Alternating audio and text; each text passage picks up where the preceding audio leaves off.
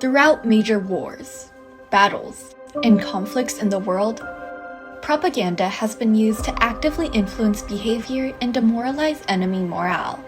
A young man transformed these ideas into something that revolutionized society: the art of public relations.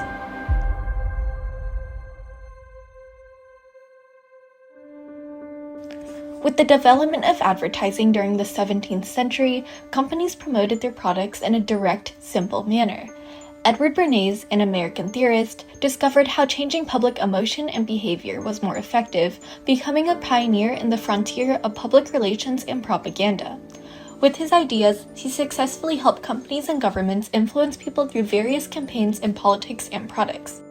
Since Edward Bernays began his career, public relations has continued to expand its frontiers in manipulating public opinion.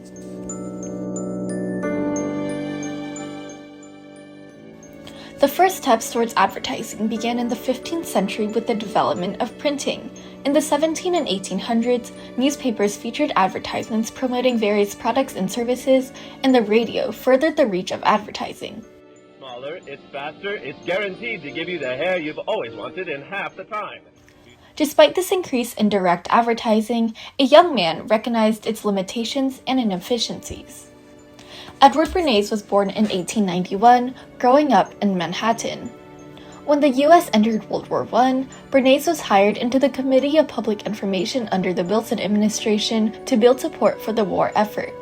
After experiencing propaganda throughout the war, Bernays decided that if you could use propaganda for war, you could certainly use it for peace. Bernays rebranded the negative idea of propaganda into a new term: public relations. This frontier was not explored outside of slimmers during the war. Bernays saw its potential and became a pioneer of this field, establishing his own public relations business in 1919, orchestrating numerous successful campaigns.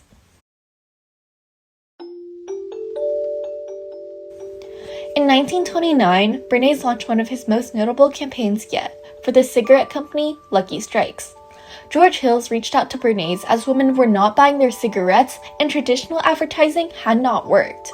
Bernays discovered that women thought the dark green cigarette boxes were unfashionable, deciding to make the color fashionable. He contacted art groups and decorators, urging them to use green. He planned a green ball in New York, covered by major fashion magazines. By 6 months, Lucky Strikes green was a color everyone wanted on them.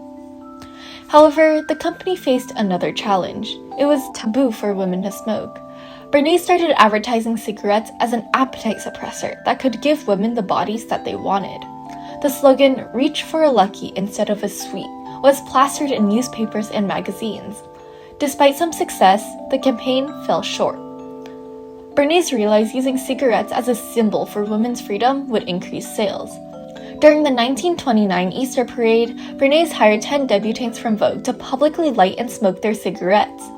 The event was a sensation, images and news reports being published by media outlets across the globe. Women's cigarette sales skyrocketed, as they were convinced it showed their newfound independence and power. Bernays changed the ways of advertising by not just promoting, but altering beliefs people had about smoking. Whether it be color, messaging, or symbolism, Bernays encompassed how tapping into emotions and desires was essential. Though the increase of cigarettes was not ultimately positive, the public relations frontier could create a powerful demand for any product, no matter its usefulness or necessity. One of Bernays' largest operations was with the United Fruit Company, who owned large banana plants in Guatemala. Previously being able to exploit land and workers, a mass uprising introduced a new leader, Jacob Arbenz Guzman, who took away 2,100 acres of the fruit company's land. The company was outraged. To fix this, Bernays decided to get the US on their side by convincing them that the Guatemalan leader was communist. He convinced media outlets to write stories on a Guatemalan crisis, portraying the country under threat from communists. He also had the company create a research study, producing a 235-page report on bizarre theories on the Guatemalan government, stating the communists are using Guatemala and are gaining more control over the government. Bernays later traveled to Guatemala to pick out evidence of communism, distributing a report on the country to every member of Congress, making the US government question the Arbenz administration. Under Bernays' influence, the government staged the 1954 coup d'etat. He broadcasted anti-government propaganda, published communist papers, and even supplied information to international newspapers during the coup. The CIA trained a force of men to isolate and invade Guatemala, threatening a full military invasion. Simply to allow his client, the United Fruit Company, to continue using land, Bernays staged a turnover of a country's government. The US government had blatantly overtaken a country after being convinced it was communist by Bernays himself, which was a leap in the world of intense alteration of public opinion. Bernays had manipulated governmental action and shaped the image of the US and Guatemala in the eyes of citizens worldwide.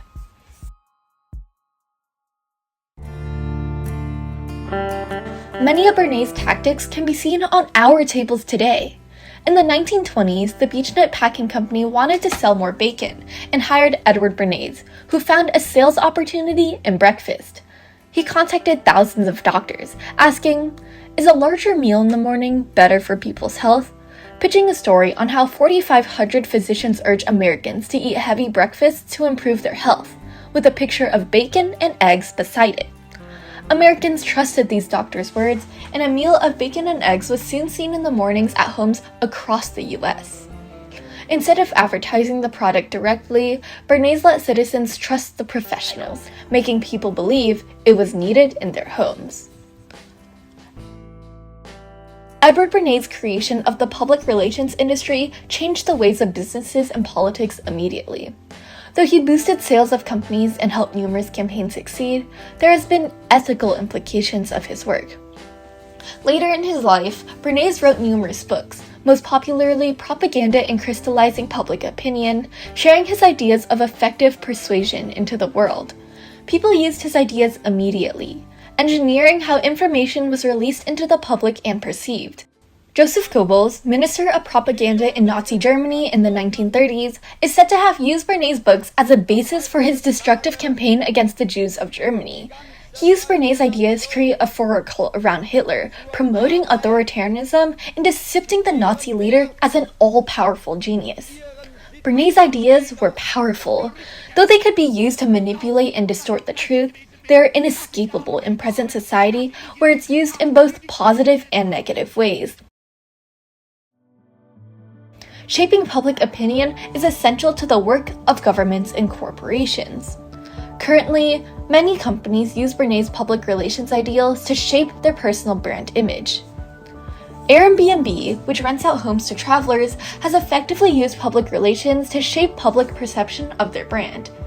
In 2015, they created a successful publicity stunt showcasing a turquoise floating house at the Thames River, announcing their new home-sharing regulations, generating over 200 million social media views.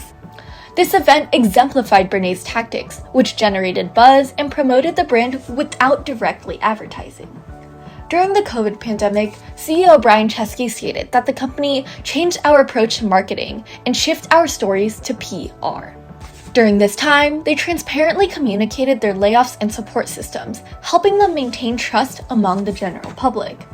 Airbnb also implemented initiatives like offering credits to customers, creating a fund for hosts, and launching cleaning protocols. Additionally, Airbnb launched partnerships with local communities and authorities to support local economies, showing their commitment to the travel industry and the communities that they serve. Overall, the company's use of public relations has been crucial to maintaining customers' trust and protecting their reputation. Edward Bernays' ideas on public relations are evident in modern PR. Apple hosts large media events to create buzz around their products. Chipotle used PR when responding to an E. coli breakout in their lettuce. McDonald's has implemented campaigns to address animal welfare concerns.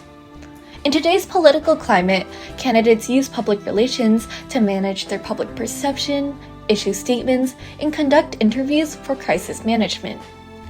In any form of relations with others, Bernays' ideals on their perception of ideas was key in shaping public relations and behavior. As the most prominent pioneer in his field, The frontier of public relations that Edward Bernays created and grew continues to expand every single day.